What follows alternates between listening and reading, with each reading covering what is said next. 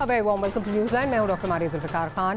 News chairman PTI को 3 साल सजा और जुर्माने के सेशन कोर्ट के फैसले के मुतालिक मुख्तलिफ आरा सामने आ रही हैं। हुकूमती तर्जुमान ने गिरफ्तारी पर रद्द अमल में कहा है कि चेयरमैन पीटीआई ने रियासती तहाइफ बेचे, इसलिए अदालती हुक्म पर गिरफ्तारी हुई है, ये सियासी गिरफ्तारी नहीं है। इसी तरह अमीर जमात इस्लामी सिराजुल हक ने गिरफ्तारी पर रद्द-ए-अमल देते हुए कहा है कि तोशाखाना से जिस किसी ने भी माल लूटा है सबका बिला तफरीक एहतसाब होना चाहिए। मजीद ये कि पीटीआई चेयरमैन के पास अपील का मौका मौजूद है, ताहम सुप्रीम कोर्ट बार एसोसिएशन के सदर और सेक्रेटरी की जानिब से फैसले पर मुश्तरका रद्द-ए-अमल में कहा गया है कि ये बदकिस्मती की बात है कि अदालत ने मुल्जिम को समाअत का मुनसिफाना मौका फराहम किए बगैर फैसला दे दिया है। चेयरमैन पीटीआई के वकील की गैर मौजूदगी में केस का फैसला बिल्कुल जल्दबाजी में किया गया है। अलामी में यह भी कहा गया है कि मुल्जिम को कानून के तहत ज़्यादा से ज़्यादा सज़ा सुनाई गई। उजलत में फैसला इंसाफ व कानून के तयशुदा असूलों के खिलाफ है। अलामी में जमहूरी लीडरान की अदलिया से नाअहली के मुतल्लिक भी काफ़ी जो है वो बात की गई। ताहम ये भी हकीकत है कि माजी में सियासी लीडरान की अदालती सज़ाओं के बाद उनके पास अपील के इतने मौके नहीं थे जितने के चेयरमैन पीटीआई के पास हैं। क्या फिर भी इस सज़ा का बाकी लीडरान की सज़ा से तकाबुल दुरुस्त होगा? इसके अलावा जो हम प्रोग्राम में डिस्कस करेंगे वो डिजिटल मरदमशुमारी का मामला भी है। उसकी मंजूरी के बाद वज़ीर कानून ने इलेक्शन में 90 रोज़ के साथ मज़ीद 2.5 माह की ताख़ीर का इंदिया दे दिया है और ये भी कहा है कि नई मरदमशुमारी के नताइज का सीटों की तकसीम पर कोई फ़र्क नहीं पड़ेगा और सूबों का वही हिस्सा रहेगा। तो फिर सवाल ये है कि फिर जो नई मरदमशुमारी की मंजूरी से ये जो सीटें कल के मामले में तनाज़ा, क्या इसका जो है तनाज़ा खड़ा हो सकता है सीटों के मामले पर? और फिर मरदमशुमारी की मंजूरी का मकसद क्या सिर्फ इंतखाबात में ताख़ीर करना है? और क्या इस ताख़ीर के पीछे चेयरमैन पीटीआई की सियासत से मुकम्मल छुट्टी और नवाज शरीफ की वापसी की राह हमवार करने का अमल भी कारफरमा हो सकता है? लेकिन सबसे पहले गुफ्तगू का आगाज़ करने से पहले बात कर लेते हैं आज जो इंतहाई अफसोसनाक ट्रेन हादसा पेश आया है नवाबशाह में, जहां हज़ारा एक्सप्रेस की 8 बोगियां पटरी से उतर गईं, जिसके नतीजे में मुतअद्दिद अफराद हलाक और ज़ख्मी हुए हैं। हम दुआ गो हैं कि वाकई के जो जाबहक अफराद हैं उनकी मगफरत अल्लाह पाक फरमाए और उनके ख़ानदान को सब्र दे और ज़ख्मियों को जल्द सेहतयाबी भी जो है वो अता फरमाए। अपने प्रोग्राम का आगाज़ करते हैं। हमारे इस्लामाबाद स्टूडियोज़ में शाखावर साहब हमारे साथ मौजूद हैं, माहिर कानून हैं आप, साथ ही साथ senior journalist senior analyst Aamir Ziyad साहब भी हमारे साथ मौजूद हैं। अच्छा शाह साहब, अगर बात की जाए अब जो कल ये फैसला आया है, 2 चीज़ें, एक तो ये बताइए कि जो 232 है क्या उसके तहत ये अब इलेक्शन कमीशन को एक तरह से हुक्म दिया गया कि आपने नोटिफाई करना है कि 5 साल की नाअहली है 2023 से 2028 तक, या ये उनका अभी इलेक्शन कमीशन का प्रोगेटिव है कि वो मैक्सिमम देते हैं या अपनी मर्जी से कोई देते हैं? और साथ ही साथ क्या आप समझते हैं कि ये फैसला सस्टेन कर पाएगा या अपीलेट फोरम से जो है ये स्ट्राइक डाउन हो जाएगा? जी देखिए, बात ये है कि ये जो रेफरेंस आपको याद होगा कि इलेक्शन कमीशन की तरफ से ही आया जी बिल्कुल, करप्ट प्रैक्टिसेस के इल्ज़ाम में वो जो तोशाखाना का और घड़ियों की फ़रोख्त, उस पर फिर जो उनको आमदन हुई उसको ज़ाहिर ना करना गोशवारे में, तो ये करप्ट प्रैक्टिस की जो डेफिनेशन है इलेक्शन एक्ट 2017 उसमें आता है कि आपने अगर कोई मिस डिक्लेरेशन किया है तो one has committed offence of corrupt practice. तो वो जब इलेक्शन कमीशन की तरफ से ही रेफरेंस आया, उसका जो भी ट्रायल हुआ उसमें काफ़ी तजादात भी हैं बिल्कुल। उसमें दोनों तरफ से, जो पहले उनकी पीटीआई की तरफ से भी उसमें बहुत ज़्यादा डिले था, फिर बाद में कुछ चीज़ें जो कानूनी तकाजे होते हैं वो भी पूरे नहीं हुए, लेकिन द फैक्ट रिमेन्स कि अब वो जजमेंट आ गई है, उस पर अमल दरामद हो गया है।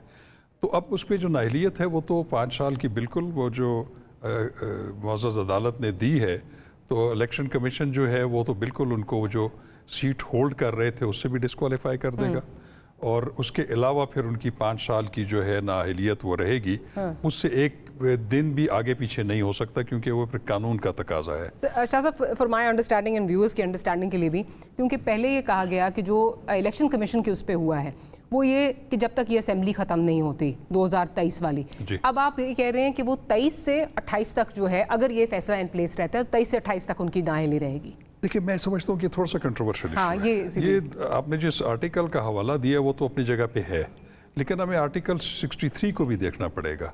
आर्टिकल 63 ये कहता है कि किसी को किसी भी फौजदारी जुर्म में अगर सज़ा हो जाए اور اس سزا کمپلیٹ ہونے کے بعد 5 سال کی نائلی ہوتی، جیسے یوسف رضا گیلانی کے کیس میں ہوا تھا. اس میں جو ایک پروویژن ہے کہ اگر کسی کو توہین عدالت میں اگر عدالت سزا دے دے تو سزا مکمل ہونے کے بعد سے 5 سال کی نائلی ہوتی ہے. تو اگر آرٹیکل 63 کو دیکھیں تو وہ میرا خیال ہے شاید وہ کمپلیشن کے بعد کی صورتحال ہے. ہاں اب یہ ضرور ہے کہ اگر وہ اپیل فائل کرتے ہیں اور اپیل میں ان کی بریت ہو جاتی ہے پھر تو یہ سارا ججمنٹ جو ہے وہ سیٹ اسائڈ ہو جائے گی. تو یہ اب ڈیپینڈ یہ کرتا ہے کہ اپیلیٹ کورٹ جو ہے وہ اس میں اسلام آباد ہائی کورٹ ہے وہ اس میں کیا فیصلہ کرتی ہے. لیکن وہ اس پہ بھی میرا سوال آپ سے تھا کہ آپ کو کیا لگ رہا ہے اسلام آباد ہائی کورٹ میں یا اپیلیٹ فورم جو ہے اس پہ کیا یہ case in the longer run sustain کر پائے گا؟ دیکھیں میں آپ کو ایک بات، اس کے 2 پہلو ہیں. ایک تو اس کی جو میرٹس کا تعلق ہے، جو الزام تھا بظاہر وہ یہی تھا، مس ڈکلیریشن تو تھی، اور اس میں جو عمران خان صاحب ہیں ان کا جو اسٹیٹمنٹ تھا، اسٹیٹمنٹ آف ایکیوزڈ، وہ 342 کی جو اسٹیٹمنٹ ہوتی ہے سوال ناموں میں، اس میں بھی انہوں نے ایڈمٹ کیا ہوا ہے. وہ ایڈمٹ کیا ہے لیکن اس کی رسپانسبلٹی کسی اور پہ ڈالی ہوئی ہے. تو پھر تو یہ ایک ایڈمیشن بنتا ہے. اگر میرٹس آف دا کیس دیکھیں وہ تو بڑا اسٹرانگ ہے، لیکن اس میں دوسری چیز یہ ہے کہ ہمارے آئین میں 10A of the constitution of Pakistan بھی ہے. وہ یہ کہتا ہے کہ آپ کسی کو بھی اس کو صفائی کا پورا موقع دیے بغیر اور ڈیو پروسیس ڈینائی کیے بغیر کسی کو سزا نہیں دے سکتے. تو یہ پہلو ہائی کورٹ دیکھے گی، جس کا بھی اس ہفتے جو ہے وہ فیصلہ ہونا ہے. نہیں اس ہفتے والی فیصلہ تو وہ ساری چیزیں جتنی درخواستیں پینڈنگ پڑی ہوئی تھی جو ان کے حوالے سے جو گواہان کے رائٹ نہ دینے کا وہ تو غیر مؤثر ہو گئی. وہ اس لیے کہ وہ تو ٹرائل جب کمپلیٹ نہ ہوا ہوتا تو پھر یہ کویشچن ہوتا، کیونکہ اب تو ٹرائل کمپلیٹ ہو گیا ہے. نہیں ہائی کورٹ نے جو کہا تھا کہ ہم دیکھیں گے اس پہ میں آپ کو یہ بتا رہا ہوں کہ وہ درخواستیں پڑی ہوئی ہیں. اس طرح تو سپریم کورٹ میں ہائی کورٹ کے خلاف بھی ایک پٹیشن فائل ہوئی ہے. یہ تمام پٹیشنز جو ہیں انفرکٹرس ہو جائیں گی، غیر مؤثر ہو جائیں گی. اس کی وجہ یہ ہے کہ اب یہ جتنی بھی ان کی معروضات ہیں یا ان کے ڈیفنسز ہیں یا جو ان کی پلی ہے، اب وہ اپیل میں جو ہے ایجیٹیٹ کریں گے بیفور دا ہائی کورٹ. کیونکہ اب تو فیصلے کے خلاف جو ریمیڈی ہے وہ تو صرف اپیل ہے. تو جتنی متفرق درخواستیں جو ہائی کورٹ میں پینڈنگ ہے اس وقت بھی، جس میں گواہوں کو صفائی کے گواہوں کو پیش کرنے کا موقع فراہم کرنے پہ انہوں نے نوٹس جو ہے وہ جاری کیا ہوا تھا. تو اب چونکہ وہ ججمنٹ رہی نہیں تو وہ جو جج ہوتا ہے جو ججمنٹ ایک دفعہ دے دیتا ہے اس کا ایک لفظ ہے کہ وہ فنکٹس آف ایشو ہو جاتا ہے. تو وہ اب ایریلیونٹ ہو گیا ہے، ان کی ججمنٹ فیلڈ میں ہے. اب دس از the baby of the high court which will hear the appeal. بیل کے کتنے چانسز؟ بیل کے چانسز کافی برائٹ ہے. اس کے وہ اس لیے ہے کہ جب کسی کو سزا ہو جائے اور اس کے خلاف بریت کی اپیل فائل کر دی جائے تو اس کے ساتھ ایک سسپینشن آف سینٹینس کی، سزا کی معطلی کی بھی ایک میٹر آف رائٹ آپ درخواست دے سکتے ہیں. تو اس میں چونکہ سزا کے کوانٹم جو ہے یہ لیسر پنشمنٹ میں آتا ہے. 3 سال کنسیڈر ہوتی ہے کہ لیسر پنشمنٹ ہے، اور لیسر پنشمنٹ میں نارملی جو اپیل عدالت ہے وہ سزا سسپینڈ کر کے ضمانت پہ رہا کر دیتی ہے. تو اس کے تو مجھے لگ رہا ہے کہ کافی برائٹ چانسز ہیں. اچھا عامر ضیاء صاحب، جو سارا اس وقت جس طرح چیزیں چل رہی ہیں، آپ سے یہ پوچھنا چاہوں گی کیا آپ کو لگتا ہے کہ اگلے الیکشن سے عمران خان صاحب مائنس ہو گئے؟ اب یہ بھی $1 ملین کویسچن ہے، وہ الیکشن کب ہوگا، پر جب بھی ہوگا کیا اس میں عمران خان صاحب آپ کو نظر آ رہے ہیں؟ لیکن جو زیادہ آپ کہتے ہیں نا امکانات کی اگر آپ بات کریں اس میں تو ظاہر ہے کہ کوشش یہی ہے حکومت کی اور اس کے جو بھی وہ ہیں مطلب ان کے جو الائز ہیں کہ ان کو باہر رکھا جائے، سابق وزیر اعظم کو کسی طرح الیکشن کے پروسیس سے باہر رکھا جائے. اور جو اتنا آپ دیکھتی ہیں کہ اتنا کہتے ہیں جلد بازی میں جو لوگ بہت سارے الزام لگا رہے ہیں کہ جلد بازی میں فیصلہ کیا گیا، اس کا ایک بہت بڑی وجہ یہ تھی کہ وہ چاہتے ہیں کہ معاملات جو ہے کنکلوڈ کریں. لیکن جیسے بھی شاخاور صاحب فرما رہے تھے کیونکہ سزا 5 سال سے کم ہے، 3 سال کی سزا ہے، تو ایک بات تو ہوگی کہ جی سسپینشن آرڈر تو مطلب ہے کہ 99.9% چانس ہے کہ رول آف تھم ہے کہ مل جاتا ہے لوگوں کو. جب بھی آپ کی 3 برس کی اگر سزا ہوئی ہوتی ہے اور آپ اس کو چیلنج کرتے ہیں، جو ہائی کورٹ ہوتی ہے اس کو گرانٹ کر دیتی ہے. یہاں پر تو ہے. اچھا پھر اس کے بعد ہے کہ کتنی جلدی وہ فیصلہ کنکلوڈ کرتی ہے. اگر وہ اپہولڈ کرتی ہے اس مسئلے کو تو وہ ظاہر ہے کہ سپریم کورٹ میں جائے گا معاملہ. تو ایک چیز بالکل واضح نظر آ رہی کہ عمران خان ایک طویل ایک لیگل بیٹل کے لیے تیاری کر رہے ہیں. صرف یہی کیس نہیں ہے، اور بھی کیسز ہیں ان کے اوپر کہ جہاں پر ان کو ان کا راستہ روکنے کی کوشش کی جائے گی. کیونکہ ظاہر ہے کہ خواہش یہی ہے کہ کسی بھی طرح کہ پی ٹی آئی کو ایک تو بلہ تو توڑ دیا ہے نا، اب سوال ہی پیدا ہوتا ہے کہ بلہ جو ہے بیلٹ پر ہوگا نہیں ہوگا. اگر فرض کریں بیلٹ پر بھی ہوا تو کیا وہ بلہ گراؤنڈ پر ہوگا یا نہیں ہوگا؟ کیا بلے کو ہر حلقے میں امیدوار ملیں گے نہیں ملیں گے؟ ان کے پاس کارکنوں کی کھیپ ہوگی، الیکشن ڈے مینجمنٹ کے لیے لوگ ہوں گے. लेकिन बात ये होती है कि इमरान खान फर्ज करें कि उस पर निकल आते हैं, उसके ऊपर बेल पे निकल आते हैं, ऑर्डर सस्पेंड हो जाते हैं, और उसके बावजूद पीटीआई को मतलब है वो कहते हैं ना कि सपोर्ट कर रहे हैं, वो कह रहे हैं कि जी ये मेरे कैंडिडेट्स हैं तो उसका फर्क तो पड़ेगा। उनकी पॉपुलैरिटी मकबूलियत अपनी जगह, लेकिन ये तस्लीम करना होगा हमारी कॉन्स्टिट्यूंसी बेस्ड पॉलिटिक्स के अंदर हमेशा ये होता है कि उसमें सिर्फ मकबूलियत काम नहीं आती, बल्कि इलेक्शन डे मैनेजमेंट कैसी हो रही होती है उसका बहुत अमल दखल होता है, खुसूसन देही सीट्स के ऊपर। वहां पर जो एक सेकंड टियर होती है ना, इसको कहते हैं कि जो लोग वो कहते हैं एल्डर्स होते हैं इलाके के, गांव के एल्डर होते हैं, ट्राइबल एल्डर्स होते हैं, फैमिली एल्डर्स होते हैं, उनका किरदार होता है, वो हमेशा उधर जाते हैं जिधर की हवा चल रही होती है। फिर मतलब बस भी चाहिए होती है, हाँ बरादरी होती है, उनको बस भी चाहिए, बिरयानी भी खिलानी है, लोगों को भर के जो है ट्रक में गाड़ी में लेकर भी आना है वोट दिलवाने के लिए, तो पूरी मैकेनिक्स है। अब पीटीआई का वो सारा तंजीमी ढांचा टूटा हुआ है इस वक्त, तो मुझे उसमें फिर एक बहुत ही अपहिल टास्क नजर आता है। लेकिन एक बात समझने की, जो हम इसके सियासी उसके ऊपर बात कर सकते हैं असर के ऊपर, जाहिर है कि इससे जो है अगला जो भी इलेक्शन होगा, जरा लोग कहते हैं ना कि जी नवाज शरीफ को बाहर रखा गया तो 2018 का जो इलेक्शन है वो कहते हैं उस पर क्वेश्चन मार्क आ गया, तो यहाँ पर भी यही होगा। और हमने एक टेढ़ापन जो है अपनी सियासत में, पार्लिमानी डेमोक्रेसी में लेकर आ गए हैं। अब उसको कैसे दूर करते हैं, ये एक बड़ा सवाल होगा। ज़ाहिर उसका ये भी बहुत बड़ा एक वो होता है कि जी उसमें चले इनको आउट कर दिया, उसके बाद हुकूमत जो भी होती है, जो चला रही होती है, वो कैसे मैनेज करती है मुल्क को, इकोनॉमी किस तरफ लेके जाती है, मतलब है उसकी गवर्नेंस कैसी होती है, तो ये भी चैलेंजेस होते हैं सामने। लेकिन मैं एक बात जो मुझे सिराजुल हक का भी आपने कोड बताया, बयान किया आपने, मुझे उनकी बात बड़ी अच्छी लगी कि हम चैलेंज नहीं करते जिसने भी अगर किसी गैर कानूनी हरकत का कोई भी मुर्तकिब हुआ हो, हत्ता कि वो डॉक्टर मारियस जुल्फारी क्यों ना, उनको बिल्कुल सजा मिलनी चाहिए। लेकिन ये ना हो कि बाकियों को छोड़ दें आप। अब इसी तोशा खाने से BMW भी गई, इसी तोशा खाने से मर्सिडीज भी गई और कीमती तहफ भी गए, तो उनका भी तो हिसाब होना चाहिए ना। इलेक्शन कमीशन को वहां पर भी तो फुर्ती दिखानी चाहिए। ये नहीं कहते उसमें कि ठीक है आपने एक शख्स को मिसाल बना दी, हम तालियां बजाती, पूरी कौम कहती चलिए बड़ा अच्छा किया आपने, लेकिन जिन्होंने इससे बड़ी चोरियां की, और फिर सिर्फ इन्हीं केसेस का सवाल नहीं आता, फिर तो बड़े बड़े बिलियंस ऑफ रुपीस के केसेस आ जाते हैं मनी लॉन्ड्रिंग के। यहाँ से मतलब है आपको मनी ट्रेल नहीं मिल रहा, उन्हीं घरों में रह रहे हैं कि जिन पे इल्जामात थे उनको आपने इलेक्ट्रल उससे कहते हैं ना एक प्रोसेस के जरिए आपने उनको खत्म कर दिया। तो भाई आप कहते हैं कि पलड़े जो है बराबर होने चाहिए, किस तरह बराबर होंगे, इंसाफ जिसने भी जुर्म इर्तिकाब किया है उन सबको सजा हो। और वो अवामी परसेप्शन, बेशक आपने उनको बरी कर दिया, बेशक केसेस खत्म कर दिए, बोरियों में जो सबूत थे वो आपने दरिया बुर्द कर दिए, लेकिन अवाम की नजर में वो लोग जो हैं उनके ऊपर सवालिया निशान है और उनके ऊपर जो बदनवानी के इल्जामात हैं वो वैसे के वैसे। तो अवामी परसेप्शन को आप निगलेक्ट ना करें, वो एक ना एक दिन वो कहते हैं ना कि बाइट करेगी, आके हॉर्न करेगी इन लोगों को। तो ये चीज अगर आप चाहते हैं कि पाकिस्तान की सियासत से डगर पे जाए, तो उसमें फिर सबके साथ इंसाफ होना चाहिए, उसमें बेशक पूरी फर्स्ट ईयर साफ हो जाए और उसकी जगह नए लोगों को मौका मिल रहा है, मतलब है कि और लोग सामने आ रहे हैं, वो बिल्कुल फेयर इनफ होगा। लेकिन आप ये नहीं कर सकते कि एक को पकड़े और बाकियों को छोड़ दें और उसके जितने भी गुनाह हैं उनको आप धो दें, दूध से धो दें, ये नहीं हो सकता। ठीक, होना चाहिए, वैलिड पॉइंट। लेकिन शाह साहब हमने जो देखा है वो ये है कि जब फोकस एक तरफ होता है तो फिर फोकस सिर्फ उसी तरफ होता है। आपको याद है पनामा में, मुझे अच्छी तरह याद है कि जितने भी लोग 450 से ऊपर शायद लोग थे जिनके नाम थे पनामा में, और जब ये बात की गई पार्लियामेंट में कि बाकियों के खिलाफ भी हो, तो पीटीआई के पीपल्स पार्टी के नवीद कमर साहब से जो खड़े हो गए थे, उन्होंने उस वक्त कहा था कि छोड़ दें, बाकी इस वक्त बाकियों के खिलाफ नहीं होना चाहिए। तो ये तो मेरा, आप बिल्कुल आमिर ज़ैद साहब बिल्कुल ठीक कह रहे हैं, हमारी सियासत, हमारी जो इस वक्त जिस तरह चीज़ें चलती हैं इस मुल्क में, उसका सबसे बड़ा अलमिया यही है कि अक्रॉस द बोर्ड अकाउंटेबिलिटी होती नहीं है और होती हुई नज़र भी नहीं आती। अच्छा, अगला पॉइंट जो अगर ये जिस तरह भी जो इमरान खान साहब की चेयरमैन पीटीआई की जो सज़ा है, अगर वो इससे इन प्लेस रहती है, उनके चेयरमैनशिप के कितने आपको इम्कानात लगते हैं? बिकॉज माजी में हमने नवाज शरीफ के साथ ये देखा है कि सेनेट की टिकट्स भी उनके जो हैं वो फिर उस पर एज इंडिपेंडेंट्स जो हैं वो कैंडिडेट्स लड़े, वो भी नहीं कर सके। आपको चेयरमैनशिप के इम्कानात सस्टेन करने के कितने लगते हैं इमरान खान साहब? बिल्कुल भी नहीं लगते। उसकी वजह यह कि कानूनी तकाजा है ये कि कोई भी पार्टी का हेड या चेयरमैन जो है या कोई भी ओहदेदार वो नहीं हो सकता कि जो सज़ा याफ्ता हो।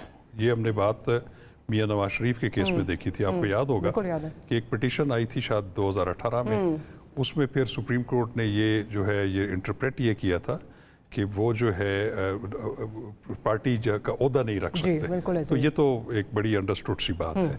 تو اب یہ تو اس کا کانسیکوینس ان کو جو ہے وہ بالکل وہ فیس کرنا پڑے گا. اچھا عامر ضیاء صاحب، اگر چیئرمین پی ٹی آئی جو ہیں وہ چیئرمین نہیں رہتے تو اس کے بعد آپ کو کیا لگتا ہے پی ٹی آئی انٹیکٹ رہ پائے گی؟ ایک تو بھی آپ نے بڑے ڈیٹیل میں جو ہے وہ بات کی کہ عملی سیاست میں صرف آپ کے پاس الیکٹیبلز ہونا جو ہے وہ ضروری نہیں ہے، الیکشن ڈے پہ آپ نے کس طرح چیزیں مینیج کرنی ہے وہ بھی ضروری ہے. لیکن اگین جو اس وقت جس طرح ابھی شاہ محمود قریشی صاحب نے کل پارٹی کی بھاگ دوڑ سنبھال لی، اجلاس بھی کیا، لیکن کیا وہ پارٹی کو انٹیکٹ جو ہے وہ رکھ پائیں گے؟ Also keeping in mind that Shah Mahmood Qureshi sahab خود بھی ود ان دا پارٹی ایک کنٹروورشل فگر ہیں. کنٹروورشل ان دا سینس کہ کچھ لوگ، بہت ساری لابیز ہیں پی ٹی آئی میں اور بہت سی لابیز ایسی ہیں جو ان کے ساتھ ایسوسیٹ نہیں کرتی. کیا شاہ محمود کی چھتری تلے پی ٹی آئی یونائٹڈ رہ پائے گی اور what ever is left of P T I United رہ پائیں گے اس طرح؟ وہ دو پہلو ہیں اس بات کے. ایک تو شاہ محمود قریشی صاحب خود جب ان کو یہ ذمہ داری مل جاتی ہے تو ان کے جو مضبوط اور تجربے کار کندھے ہیں وہ کس حد تک اس کو مینج کرتے ہیں، کیسے مینج کرتے ہیں. وہ جو لابی ڈسینٹ کرتی ہیں ان کو کتنا وہ کہتے ہیں نا کہ ہاتھ بڑھا کر اپنے ساتھ شامل کرتے ہیں. تو بہت ساری چیزیں آپ کے اس کے اوپر ہوتی ہیں کہ آپ کا کیا پہل کاری ہے، آپ کس طرح سے کریں. دوسری بات جو اس سے زیادہ اہم ہے وہ یہ کہ ٹھیک ہے وہ چاہے جیل میں ہو چاہے جیل سے باہر ہوں، اور صرف کہتے ہیں نا کہ آپ پارٹی کی قیادت نہیں کر سکتے، سب کچھ مان لیا سابق وزیر اعظم کی، لیکن اگر وہ انڈورس کریں گے کہ جی یہ میرا جو ہے نمائندہ ہے، تو اس سے جو پی ٹی آئی کا ایک ووٹر ہے، جو اس کا ورکر ہے، وہ جڑا رہے گا پارٹی کے ساتھ. تو وہ جو بھی باقی نمائندہ پارٹی ہے، اگر وہ جو بھی قیادت آتی ہے، مطلب یہ شاہ محمود قریشی صاحب اپنی لوائلٹی وفاداری کا کو ثبوت دیتے ہیں سابق وزیر اعظم کے ساتھ، اور جو بھی ان کی کیبنٹ ہے وہ دے رہی ہوتی ہے اور وہ ان کو انڈورس کر رہے ہوتے ہیں، تو پارٹی چلتی رہے گی. اس میں پھر یہ ہوگا کہ ان کو آپ کوئی بھی نام دے دیں گے، نگراں دے دیں گے، سرپرست کہہ دیں گے، کوئی بھی نام، مجھے نہیں پتا کیا وہ سوچتے ہیں. لیکن یہ تمام امکانات ہیں کہ آپ ٹھیک ہے آپ الیکشن نہیں لڑ سکتے، آپ جو ہے خود بادشاہ نہیں بن سکتے، لیکن آپ بادشاہ گر بن سکتے ہیں. تو بادشاہ گر بننے میں زیادہ مزہ آتا ہے، ٹھیک ہے نا. بعض اوقات کہ آپ جو ہے وہ پیچھے سے بیٹھ کر آپ چیزوں کو چلا رہے ہو. نواز شریف ہمارے سامنے مثال ہے. ایک زمانے میں جو متحدہ قومی موومنٹ کے بانی وہ اسی طرح چلایا کرتے تھے پارٹی کو، بادشاہ گر تھے. وہ نہ صرف اپنی تنظیم میں بادشاہ گر تھے بلکہ حکومتوں کو بھی، جو بھی مائنورٹی گورنمنٹ آ رہی ہوتی تھی تو ایم کیو ایم جدھر جاتی تھی وہ اس میں سپورٹ کرتے تھے. خود کبھی وہ نہ وزارت لیتے تھے نہ کوئی عہدہ لیا کرتے تھے. یہ بھی بڑی ایک مزیدار پوزیشن ہوتی ہے. اور اگر وہ جو ہے سابق وزیر اعظم ایک میچورٹی کا ثبوت دیتے ہیں، اور دیکھیں سیاست میں ہر مرتبہ پھرتی نہیں دکھانی ہوتی، بعضوں پر صبر و تحمل کا بھی بڑا ضروری ہوتا ہے کہ آپ چلنے دیں چیزوں کو. تو اگر بہت سارے لوگ کہتے ہیں کہ گیم پی ٹی آئی کے حق میں تھا، لیکن ان کی جلد بازی نے یا جو بے چینی نے، ٹھیک ہے وہ ان کا ڈیمانڈ صحیح ہوگی، بالکل ہم مانتے ہیں کہ جی الیکشن ہونے چاہیے، لیکن بعض اوقات آپ دیکھتے ہیں کہ کہتے ہیں زماں مکان اگر آپ کے خلاف ہے تو آپ پھر تھوڑی دیر کے لیے مطلب ہے آرام سے چل رہے ہوتے ہیں، پھر چیزیں خود بخود 2-4 مہینے میں آپ کی طرف آ جاتی ہیں. تو یہاں پر جو ہے بہت زیادہ جلد بازی جو ہوتی ہے اس کا ایک اثرات ہوتے ہیں. تو اگر اب بھی وہ صبر سے کام لیں تو پھر بھی پہلی بات ہوگی پارٹی کو بچانا، انٹیکٹ رکھنا. اگر آپ میدان میں ہوئے تو کل جیتنے کی امید رکھ سکتے ہیں، بالکل ہی باہر ہو گئے پھر تو بہت بری مطلب ایک اور اچھی بات پاکستان کے لیے بھی نہیں ہے کہ تھرڈ فیکٹر ان پولیٹکس ہمیشہ ہونا چاہیے. لیکن 2 پارٹیز میں تھی نا ہماری کہ پیپلز پارٹی، نون لیگ، لوگوں کو بڑا انتظار تھا کہ کوئی تیسری فورس ابھرے. تو خدا کے اس ملک میں تیسری فورس بھی اور ایک چوتھی مؤثر فورس ہو. پاکستان کو سب ضرورت ہے ایک ایسی پارٹی کی جو کراچی سے لے کر خیبر تک ہو. لیکن عامر ضیاء صاحب بالکل آپ ٹھیک کہہ رہے ہیں کہ اگر تھوڑا صبر و تحمل سے کام لے لیا جاتا تو چیزیں جو ہیں وہ بچائی جا سکتی تھیں. لیکن آلریڈی پارٹی کے اندر سے آئی پی پی بھی نکل آئی ہے. پرسوں کی سٹیٹمنٹ تھی پرویز خٹک صاحب کی کہ پی ٹی آئی صرف ایک ہی ہوگی اور وہ ہوگی پی ٹی آئی پارلیمنٹیرینز. تو وہ ٹوٹ پھوٹ تو جو ہے وہ شروع ہو گئی ہے. اور اگین بہت سارے لوگ ہیں جو ٹھیک ہے چیئرمین پی ٹی آئی کے ساتھ آئیڈیالوجی کی بیسس پہ آئے تھے، بٹ بہت سارے ایسے ہیں جو الیکٹیبلز تھے جو ہر پارٹی میں ہر دفعہ جو ہے وہ نظر آتے ہیں اور وہ ہوا کا رخ دیکھ کر جو ہے وہ اپنی جو ڈائریکشن ہے وہ چینج کر لیتے ہیں. اس کانٹیکس میں بھی آپ سے جاننا چاہوں گی. بڑا آپ کا درست خدشے کا اظہار کیا، لیکن ہمارے یہاں میں آپ کو مثال دوں تاریخ سے نا. پاکستان پیپلز پارٹی سے شروع کرتے ہیں. پاکستان پیپلز پارٹی کے ساتھ الیکٹیبل بھی ہوتے تھے اور اس میں ٹوٹ پھوٹ بھی بہت ہوئی. مولانا کوثر نیازی نے پیپلز پارٹی پروگریسو بنائی، ٹھیک ہے نا. ممتاز بھٹو نے اور عبدالحفیظ پیرزادہ نے کنفیڈریشن کی پارٹی بنائی، پھر ایک سندھ نیشنل فرنٹ بنا جو ممتاز بھٹو صاحب کا ہوتا تھا. غلام مصطفیٰ جتوئی صاحب نے این پی پی بنائی، نیشنل پیپلز پارٹی بنائی، ٹھیک ہے نا. پھر پیٹریوٹ بنی مشرف صاحب کے دور میں، لیکن اور پھر شہید بھٹو بھی بنی جو مرزا بھٹو چلایا کرتے تھے، یاد کریں تو کتنے دھڑے بنے. اور اس میں ایک دھڑا تو وہ تھا کہ جو ان کے اپنی بلڈ لائن کا تھا، مرزا بھٹو صاحب کا تھا، جس کو ہندوا نے کچھ کی بعد میں چلانے کی تھی بھٹو صاحبہ نے، لیکن ہم نے دیکھا کہ چراغ نہیں جلا، جو مین اسٹریم پارٹی تھی وہی رہی۔ اچھا اس کے بعد آپ دیکھیں نون لیگ کے ساتھ کیا ہوا، قاف لیگ جب اس میں سے نکلی تھی تو سارے بڑے چہرے نکل گئے تھے، ٹھیک ہے نا، اور یہ جو آج نون لیگ میں بڑے لوگ ہیں وہ سیکنڈ تھرڈ ٹیئر کے لوگ ہوا کرتے تھے، لیکن وہ پارٹی بھی پھر آپ نے دیکھا کہ باؤنس بیک کیا کیونکہ لوگ ایفیلیٹ کرتے تھے شریف خاندان کے ساتھ۔ یہ جو پی ٹی آئی پارلیمنٹیرین ہے یا آئی پی پی ہے، ان کو میں نہیں سمجھتا کہ ان کا چراغ جلے گا۔ ایک تو انہوں نے بیٹنگ کا آغاز ہی غلط کیا، آپ جب آپ یہ لگنے لگے کہ جی آپ پی ڈی ایم کی بی سی ڈی ٹیم ہے تو لوگ ختم ہو گئی نا، ایک سوال نشان آپ پہ ویسے ہی لگ گیا، آپ کہہ رہے ہیں ہاں کہ آپ یا تو آتے نا، آپ کہتے ٹھیک ہے پی ٹی آئی نے جو کام نہیں کیا ہم کریں گے، ہم کرپشن سے لڑیں گے، ہم ایک آلٹرنیٹو ہیں، تو آپ نے بیانیہ اتنا عاجزانہ طریقے سے ہاتھ جوڑ کے پیش کیا کہ کوئی آپ کی بات مانے گا ہی نہیں، تو لوگوں کو انتظار ہے جو anti P D M vote bank ہے اس کو قوت کی ضرورت ہے، اور وہ پی ٹی آئی بنے یا کوئی اور بنے۔ I'll have to interject، ایک چھوٹی سی بریک کا کہا جا رہا ہے، بریک کے بعد ایک اور مسئلہ جو ہے اس پر بات کریں گے، شاخاور صاحب کا لیگل ایکسپرٹیز اس پہ لیں گے، we'll be right back۔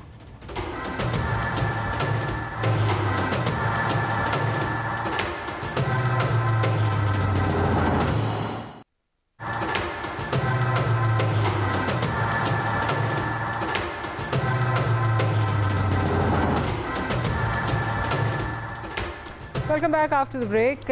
شاخاور sahab, مردم شماری جو ہے وہ ڈیجیٹل آپ کو پتہ ہے ایکسیپٹ ہو گئی ہے، سب نے جو ہے وہ ایکسیپٹ کر لی ہے، لیکن ساتھ ساتھ یہ بھی کہا جا رہا ہے کہ جی جو اسمبلیز کا سٹیٹس ہے جو اس وقت جس طرح سیٹ اپ ہے وہ چینج نہیں ہوگا، وہ چینج نہیں کروانا۔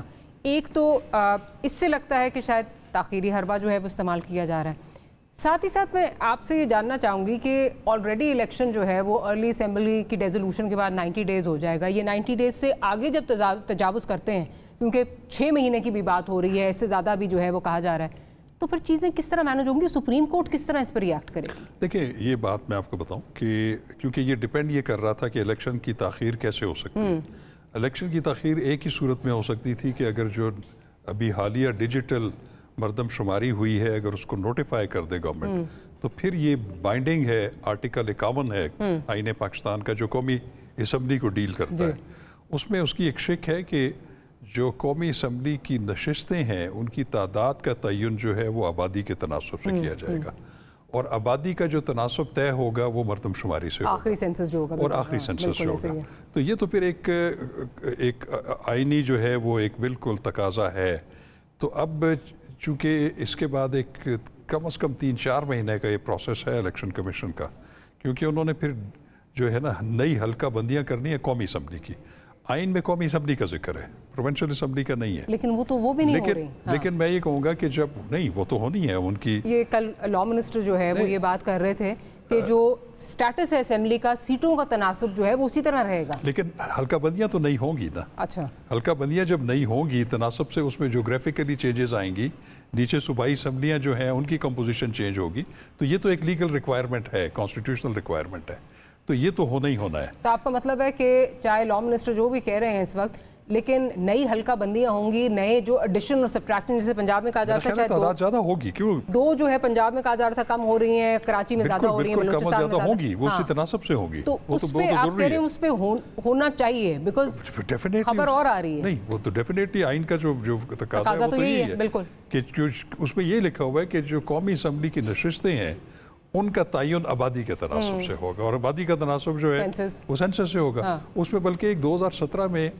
جب اس میں پروویژنل ایک مردم شماری ہوئی تھی، پھر جو 2018 کے الیکشن ہونے تھے اس کے لیے پھر ایک پرووائزو ایک ایڈ کیا گیا، اس میں ایک امینڈمنٹ کی گئی، اس میں یہ لکھا ہوا تھا کہ جو 2018 کے جنرل الیکشنز ہیں وہ 2017 کی جو پروویژنل مردم شماری ہے اس کی بیسس پہ ہوں گے۔ اچھا، یہ بڑا انٹرسٹنگ، بیکاز میں بھی یہی سوچ رہی تھی کہ یہ کس طرح ہو سکتا ہے کہ یہ نہ ہو، بٹ بیکاز ہم لا منسٹر کو سن رہے تھے اور آج کل جو ہے وہ اینی تھنگ از پاسبل، تو وہ سمجھ نہیں آ رہی تھی کہ کس طرح، تو آپ کو میرا تو خیال یہ ہے کہ وہ اسی پہ ہوگا، اس پہ ہوگا۔ اچھا، اور الیکشن کتنا آگے جاتا نظر آ رہا ہے؟ دیکھیں الیکشن پہ دیکھیں میرا خیال ہے کہ جو ڈی لمیٹیشن کا جو پروسیس ہے یہ تو 3-4 ماہ میں کمپلیٹ ہوگا، پھر اس کے بعد 90 ڈیز کا جو ایک پروسیس ہے پورا، so 3 months and 3 months 6 months، بالکل تقریباً اتنا تو بالکل 6 months starting from the dissolution, اور جب سے یہ डिलिमिटेशन की जो है वो अगस्त से अगर ये रेजोल्यूशन स्टार्ट होती है तो अगस्त से आगे फरवरी मार्च फिर वो आपको बिल्कुल उस वक्त जा सकता है। अच्छा, वो आपको और उसमें फिर एक आइन में एक शिक भी मौजूद है, वो मुझे भी ज़हन में नहीं है। उसमें बिल्कुल ये है कि आइन ने अगर किसी काम के होने का एक मियाद मुकर्रर की हुई है वक्त की, अगर वो काम उस वक्त पे ना हो तो वो बाद में अगर हो जाए तो उसको इनवैलिडेट नहीं करार दिया जा सकता। ये एक शिक मौजूद है, मैं अभी आपको बता दूंगा आर्टिकल की। मुस्तफ़ा कमाल साहब का जो है उस पर आगे जाके बात करेंगे, उन्होंने बड़ी इंटरेस्टिंग जो है वो एक बात की है। लेकिन आमिर ज़िया साहब, इस वक्त लॉ मिनिस्टर ये कह रहे हैं कि जो पुरानी असेंबलीज का स्टेटस है वही बरकरार रखा जाएगा। आज खबर भी यही लगी हुई थी, आपने भी यकीनन देखी होगी। लेकिन लीगली एंड कॉन्स्टिट्यूशनली स्पीकिंग जो शाह साहब बात कर रहे हैं वो बिल्कुल वैलिड लगती है। अब अगर आपने पुरानी उस पर कराना है लेकिन मरदमशुमारी आपने डिजिटल एक्सेप्ट भी कर ली है, तो फिर तो लगता है this is part of a larger plan कि आप चाहते हैं कि एक प्रोजेक्ट जो आपने शुरू किया है वो रैप अप हो, नवाज शरीफ साहब को वापस आने का जो है वो टाइम मिले, और ये ताखीरी हरबा मुझे लगता है। Your comments on this? मुझे नहीं पता वज़ीर कानून ने किस कॉन्टेक्स्ट में कही। एक तो जो मजमूई तादाद है हमारी असेंबली की, जो भी सीट्स है नेशनल असेंबली की, इंक्लूडिंग वो जो रिजर्व सीट्स होती हैं, उनकी तादाद में इजाफा नहीं होगा। यहाँ तक तो बात समझ में आती है, वो बिल्कुल ठीक कह रहे हैं वज़ीर कानून। लेकिन विद इन दैट जो 242 आपकी डायरेक्ट नशिस्तें हैं, उसके अंदर जो है वो तो आपको रद्दोबदल करना पड़ेगा। वो तो, और जितनी भी मेरी कल बैकग्राउंड इंटरव्यू हुए, मैंने पीपल्स पार्टी के बड़े उन लोगों से बात की जो नो हाउ रखते हैं, माहिर इन चीजों के, एमक्यूएम के दोस्तों से बात हुई, नून लीग के लोगों से बात हुई, तो उनका कहना है यकीनन जी सीट्स की जो एडजस्टमेंट है उसका फर्क पड़ेगा। और जो अभी आपने इलेक्शन रिफॉर्म्स किए हैं, अभी जो कुछ दिन पहले बिल पास हुआ था, उसमें ये शर्त जो अच्छी उन्होंने वो किया था कि जी जो पहले होता था ना कि एक कॉन्स्टिट्यूंसी 3 लाख लोगों की और एक 10 लाख की है, 15 लाख की है, 20 लाख की है, तो अब जो है कोई भी जो फर्क होगा वो 10% से ज्यादा नहीं होगा। यानी कि जो difference of number of voters होगा 10% से ज्यादा नहीं, एक सीट या कम होगा, तो समझ में आता है। फिर एक और शर्त है कि जी डिस्ट्रिक्ट की बाउंड्री क्रॉस नहीं करेंगे कॉन्स्टिट्यूंसी बनाते हुए, तो वो भी कर सकते हैं। तो ये तमाम काम होंगे। और जो अब जैसे मैं सिंध की आपको बात करूं, ये पहली मर्तबा ये हुआ है कि कराची हमेशा 33% of the population of Sindh हुआ करता था, ठीक है ना।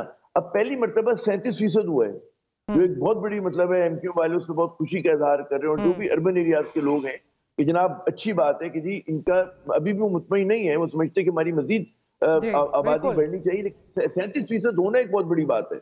उसका मतलब है कि कम से कम 2 नई नशिस्तें निकलेंगी यहाँ पर कौमी असेंबली की, कम से कम 2 निकलेंगी, कम से कम 2, और प्रोविंशियल की मेरे ख्याल में 2-3 कह रहे थे वो, अभी मैं सुनवा भी देती हूँ आपको।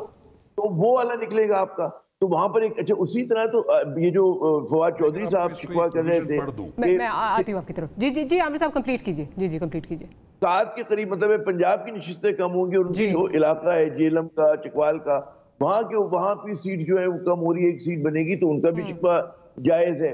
तो बात ये हुई कि ये यानी कि, और इसमें आप जो भी मैं बात कर रहा हूँ, लोग 6 महीने की बात नहीं कर रहे, इनकी एक्सपेक्टेशन ये कि 3 महीने की जगह 4.5 महीने हो जाएंगे, 1-5-6 हफ्ते डिले की बात करें। लेकिन एक बार जब डिले हो जाता है तो फिर जरूरी नहीं कि वो 4.5 महीने का, वो 6 महीने की होता है, बियॉन्ड दैट वो अंदेशा रह सकता है आपका। अच्छा पहली बार ये देखे ना, एक अजीब गरीब बात हुई है, लोग इस पे होगा इस पे एतराज कि जनाब 2 आपके गैर मुंतखब वजीर आला थे कि जिन्होंने सेंसस को एंडोर्स किया, ठीक है ना। ये बिल्कुल ऐसे ही है, बिल्कुल ऐसे एक नई रवायत जो अगले 10 साल आपको जो है वो इसके साथ रहना पड़ेगा। जी बिल्कुल करेगी। अरे पीपल्स पार्टी ने शिकवा किया कि 3 करोड़ हमारी आबादी कम की नहीं गई सिंध की, लेकिन उन्होंने वोट खिलाफ नहीं दिया, एब्सटेन नहीं किया, उन्होंने भी वोट दिया। अच्छा लेकिन आमिर साहब मेरे सामने ना ये खबर जो खुली हुई है, इसमें बेसिकली एक तो कायरा साहब और दूसरा आजम नज़ीर तारड़ साहब, ये बात की जा रही है since there will be no change in the composition, there is no need for a constitutional amendment. He clarified, Kiara साहब की बात हो रही है, noting that the ECP would take at least 4 months to hold poles. तो कंपोजिशन क्योंकि 2/3 वो जो बात कर रहे हैं, जो हम बात कर रहे हैं कि जी कहीं ऐड होगा कहीं सब्ट्रैक्ट होगा, तो वो तो उन्होंने जो है वो कह दिया जी उसकी तो कुछ नहीं होगा, वो पिछला जिस तरह चल रहा है स्टेटस चल रहा है उसी तरह चलेगा। मैं आपको बताऊं जी, आर्टिकल 50 क्यों करा रहे हैं भाई सारा आर्टिकल 51 का सब आर्टिकल 5 है, वो मैं आपको पढ़ देता हूँ। The seats in the National Assembly shall be allocated to each province, the federal administrative tribal areas and the federal capital on the basis of population in accordance with the last preceding census officially published। अब इसमें एक और चीज भी है, ये इसलिए भी जरूरी है कि अब फाटा नहीं है। फाटा has been transformed into the provincial districts में हो चुका है। तो अब वो वाली सीटें जो है वो NA1 से जो है वो जाहिर है कि उसकी रीएलोकेशन तो होगी अकॉर्डिंग टू द सेंसस। मैंने आपको बता दिया, वो इसीलिए तो बात हो रही है कि आपने जो अगर पुराना स्टेटस ही रखना था और फिर आपने आगे चीज़ें नहीं लेके चलना तो कुछ समझ नहीं आ रही। लेकिन इसमें बड़ी इंटरेस्टिंग जो चीज़ प्रोड्यूसर साहब जरा सुनवा दीजिए। मुस्तफा कमाल साहब का कल एक निजी टॉक शो में उन्होंने बात की है, इंटरेस्टिंग कमेंट्स जरा सुनते हैं। आमिर ज़िया साहब से उनका पॉइंट ऑफ व्यू लूंगी इस पर। डेट खत्म होने के बाद 70 लाख लोग बाजियाब कराए गए हैं। ये एक बहुत बड़ी, मैं इसको बाजियाबी कहूंगा, इसलिए कि थे मौजूद और आप उनको गिने बगैर आप उसे लापता करके आपने कंप्लीशन का ऐलान कर दिया था। हमें उम्मीद है कि 2 सीटें इंशाअल्लाह ताला नेशनल असेंबली की और 3 सीटें इंशाअल्लाह ताला प्रोविंशियल असेंबली की हमें उम्मीद है कि बढ़ेंगी। और आमिर ज़िया साहब, MQM की उम्मीदें हैं कि जी वो बढ़ेंगी, जिस तरह अभी बात हो रही थी। अगर ये नहीं होता और आपका जो खदशा है उसकी तरफ जाऊंगी, क्या MQM को ये एक जवाज़ बना के कोई तहरीक कुछ शुरू करके कुछ इलेक्शन में मजीद जो है वो डिले किया जा सकता है कि जी हमारी सीटें तो बढ़नी थी, आप किस तरह ये कर रहे हैं सारा? तो कोई खदशा नहीं है। देखिए, बड़ा एक वाज़ेह सी चीज़ है कि अगर कराची 33% होता था सिंध का और उसकी आबादी बढ़ के 37% हो गई और हैदराबाद की और लतीफाबाद की आबादी भी बढ़ गई, सक्खर की और जो दीगर शहरी इलाके हैं, तो सिंध के अंदर जो रेशो है वो शहरी सिंध का बढ़ गया है ना।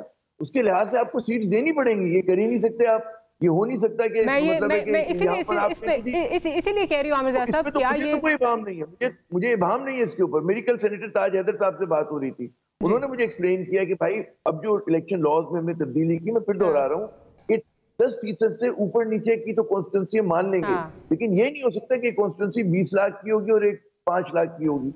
जब आप बनाएंगे, अगर आप कहते हैं कराची की आबादी 2 करोड़ है और उसमें एक्स नंबर ऑफ वोटर्स है, तो आपको उन वोटर्स के हिसाब से बनाना पड़ेगा ना। 10-10 लाख। चले, आई होप कि जिस तरह अभाम होना नहीं चाहिए, नजर नहीं आता। तो लेट्स सी के PDM क्या करती है जी, PDM क्या करती है, that remains to be seen कि क्या वाकई इसमें चेंजेस आती हैं कि नहीं आती, बिकॉज अभाम तो वाकई कॉन्स्टिट्यूशनली तो कोई अभाम नहीं। इलेक्शन कमीशन ने प्रैक्टिस करनी। चलें, लेट्स सी सर कि आने वाले दिनों में लेट्स होप कि इस पे कोई क्लैरिटी आए। Will have to and this segment है। शाखावर साहब आपका बहुत शुक्रिया, आमिर ज़िया साहब आपका बहुत शुक्रिया कि आपने प्रोग्राम के लिए वक्त निकाला। एक छोटी सी ब्रेक लेंगे, ब्रेक के बाद एक और सेगमेंट है उसकी तरफ जाएंगे।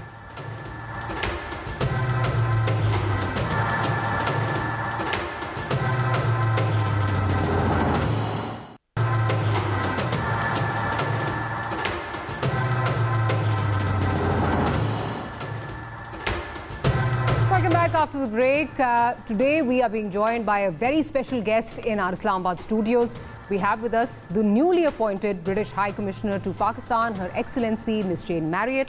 Your Excellency, welcome to Pakistan and welcome to Hum News, and it's indeed a pleasure to host you here on Newsline.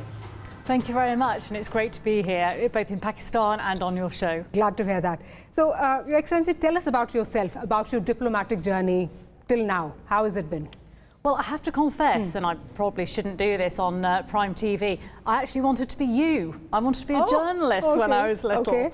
And ended up joining the civil service almost accidentally, and then ended up joining the Foreign Office and going on a series of postings that have seen me working in Iraq, Afghanistan, Yemen, America, Iran, and most recently Afghanistan, but most recently Kenya, where I've just had 4 wonderful years there as High Commissioner. So tell us about your experience in Kenya, and you know, ever since you've been here in Pakistan. Any similarities, any differences? I was for one noticing, of course, the weather must be much better in Kenya. It's much milder in Kenya. But any differences and similarities that you've noticed? Well, so far the key similarity has been how warm and welcoming everybody has been.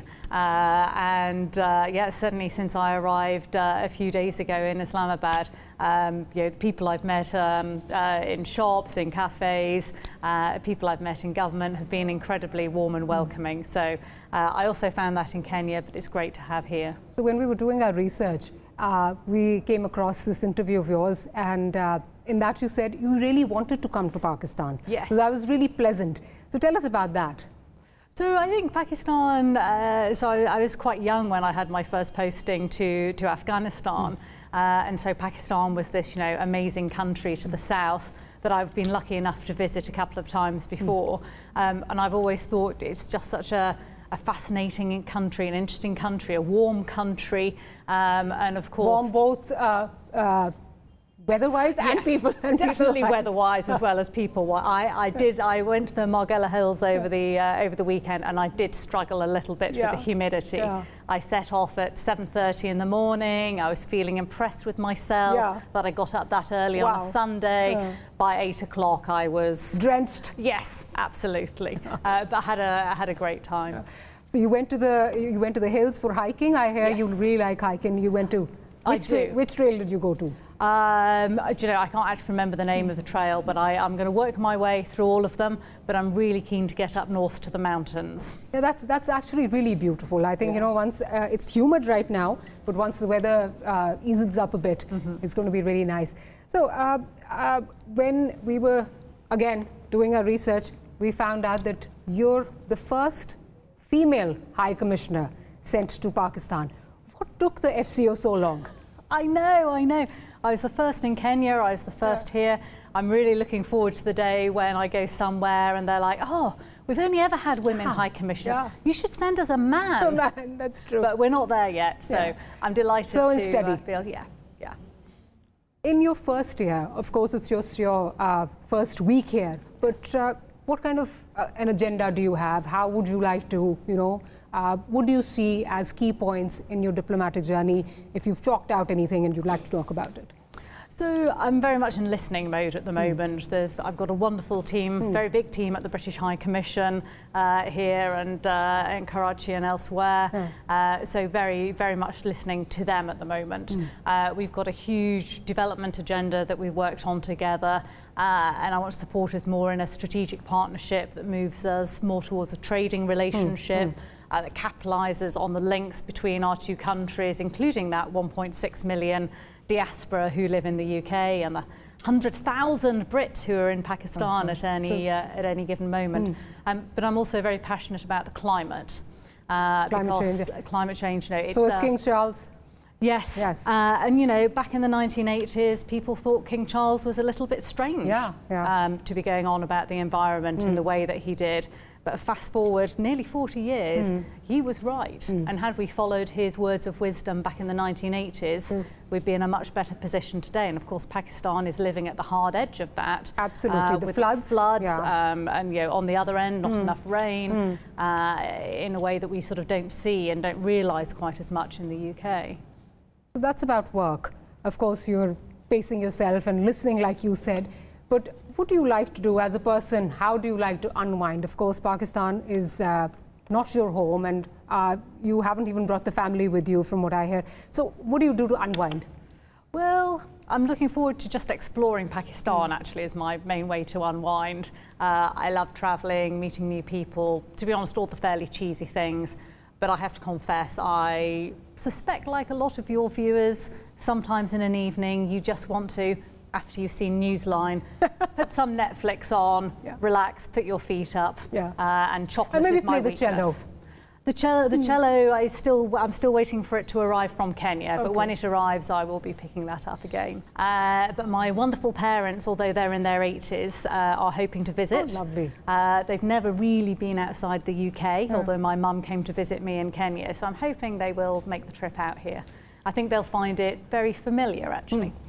Familiarities in the sense that they've been, you know, they've at some point they've been to this part of the world, or not at all. Just as in, and I've been surprised just how sort of we have similar values or shared history. The history, yes. And obviously the English language between us. So actually it doesn't feel strange in the same way that maybe going to Japan, where you can't understand the sign language.